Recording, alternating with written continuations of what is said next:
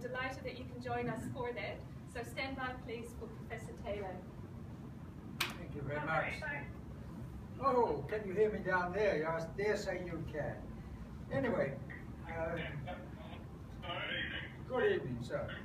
Diplomats, members of Parliament, official guests, departmental representatives, and members of the Antarctic Society, ladies and gentlemen. Now, high in the list of toasts comes our tribute to the present party ensconced at Scotbase.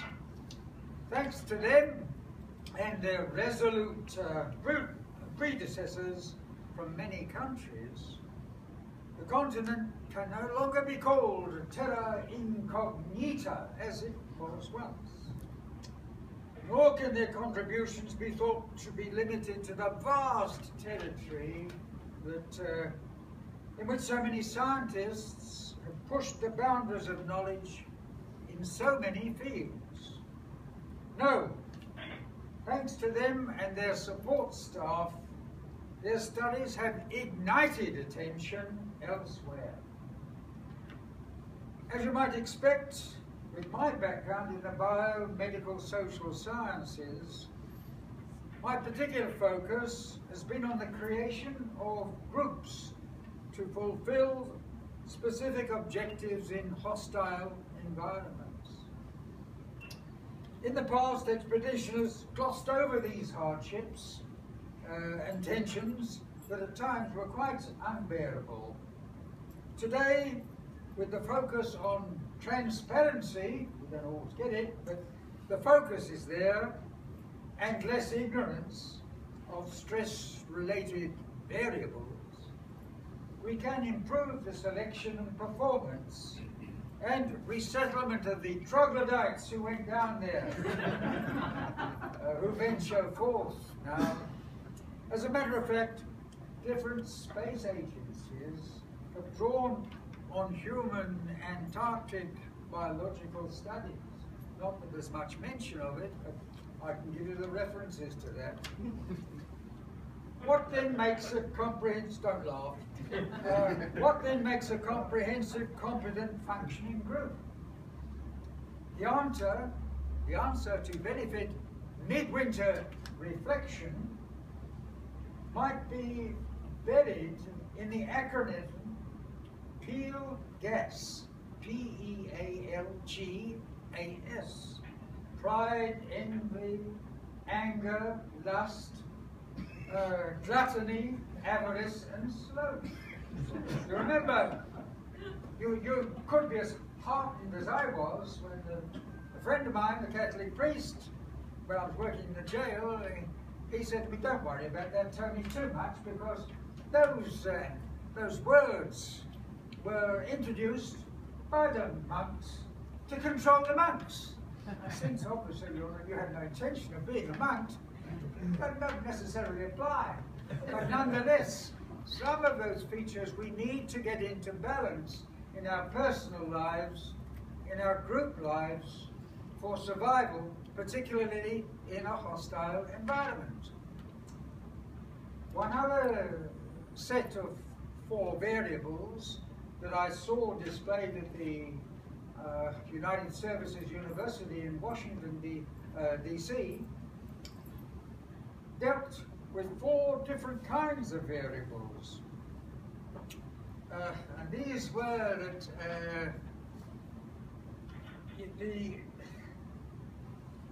we needed to be equal, the groups needed somehow to get a balance on the variables of dominance and dogmatism.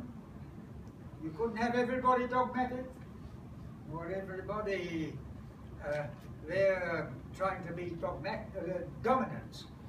There has to be a structure, an agreed structure and an acceptable structure.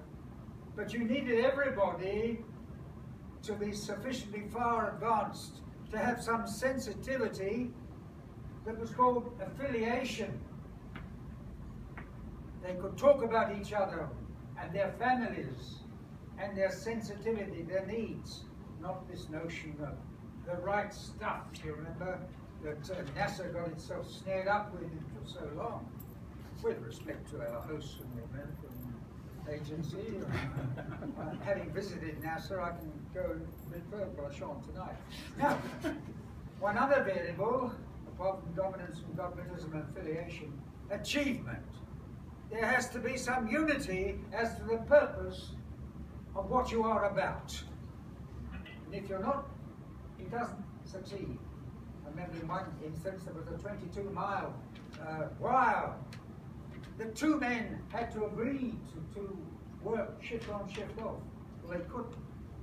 And so it ended up with a whole loss of data when they worked to please themselves. And in another case, a technician, he deliberately drove his truck into the hut to break the equipment down, the aerosol equipment down that went off every 15 minutes, day in, day out, month in, late time.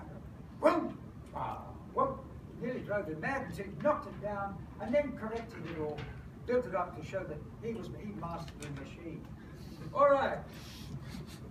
Well, those four variables, the latter ones, were used by the submariners to work out how they could endure living in battlescapes under the water. On a lighter note, there was a political journalist some time ago named Richard Greenwood, back in the days when journalists were proud of their profession and they realized that they were the fourth estate. Not now. I'm not going to go further on that one. Richard Greenwood, he thought imprisonment, and I quote, was wasted on people of inferior character. Waste it not, and you will have accommodation for wise men to learn the monk's lesson, but a little imperious hardship.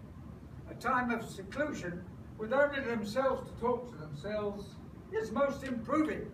And he added, for statesmen and reformers, it should be an obligation. Please charge your glasses to toast the present party. May they use the midwinter well to enjoy themselves and at the same time to reflect upon this experience and evaluate it. Experience is wasted unless it's evaluated. Beware of those who say, in my experience. To the Antarctic party, may they enjoy it. Hasta la vista. Cheers.